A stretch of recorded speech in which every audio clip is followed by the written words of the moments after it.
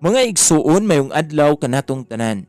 Karon adlaw na usab nga Miyerkules, pitsa 10 sa bulan sa Mayo sa tuig 2023. Ug karon mga igsuon niya nakita sa ikalima nga semana sa Pasko sa pagkabanhaw sa atong Ginoong Hesukristo.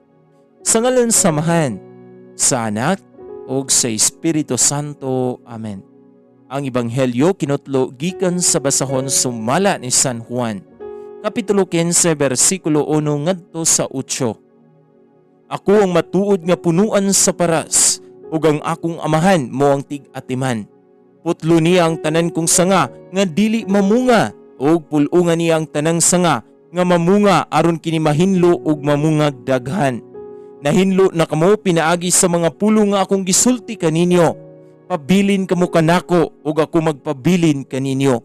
Dili kamo makabunga gawas kun magpabilin kamo kanako. Sa mga usa ka sanga dili makabunga gawas kun magpabilin kini sa punuan. Ako ang punuan sa paras ug kamo ang mga sanga. Ang magpabilin kanako ug ako diha kaniya mamungag daghan. Kay kun wala ako, wala kamoy mahimo. Ang dili magpabilin kanako mahisama sa usa ka sanga nga ilabay ug malaya. Pamuniton kini og itambog sa kalayo aron masunog. Kung magpabilin kamo kanako ug ang akong mga pulong magpabilin kaninyo, makapangayo kamo bisan unsa ug madawat ninyo kini. Sa inyong pagpamungag daghan, kapasidunggan ang akong amahan, ug sa ingon niini kamo mahimong akong mga tinun-an. Mga igsuon, ang ebanghelyo sa Ginoo.